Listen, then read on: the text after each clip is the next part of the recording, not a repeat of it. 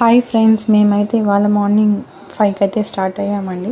ఎందుకంటే ఒంటిమిట్ట రాముల వారి టెంపుల్కి అయితే వెళ్తున్నాము. అక్కడ ఆ టెంపుల్ చాలా ఫేమస్ అండి, చాలా పురాతనమైన టెంపుల్. ఆ టెంపుల్లో రాముల వారు, సీతమ్మ తల్లి, లక్ష్మణ స్వామి ఒకటే ఉంటారండి. ఆంజనేయ స్వామి వారికి సపరేట్గా ఎదురుగా గుడి ఉన్నది. ఎందుకంటే అప్పట్లో రాముల వారికి ఆంజనేయ స్వామికి అసలు పరిచయమే లేదంట. అంత పురాతనమైన టెంపుల్ అండి అది. మేమైతే 4 hours అయితే జర్నీ చేసాము. 5కి బయలుదేరితే 10కి అంతా రీచ్ అయిపోయామండి మేము. ఆలయం చాలా ప్రశాంతంగా ఉందండి, చాలా నిర్మలమైన ప్రదేశము. స్వామివారి దగ్గరే అన్నప్రసాదం అంతా స్వీకరించాము. 12కి అంతా రిటర్న్ అయిపోయామండి. రాముల వారు, సీతమ్మ తల్లి ఎంత చూడ చక్కగా ఉన్నారంటే చాలా అద్భుతమైన విగ్రహాలండి అవి. తర్వాత మేము 12కి అంతా బయటకు వచ్చేసాము. బద్వేలు నుంచి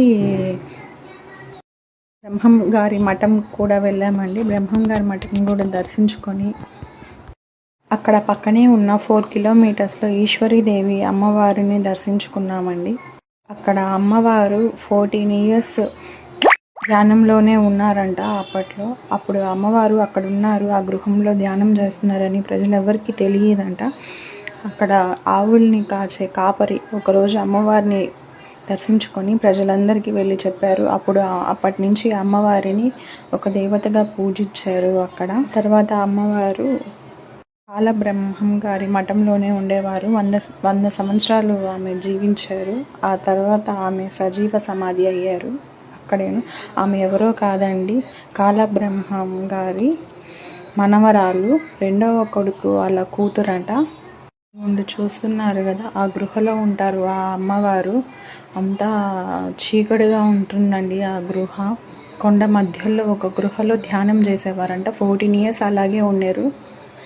చూస్తున్నారు కదా, అదిగోండి అమ్మవారు కనిపిస్తున్నారు కదా.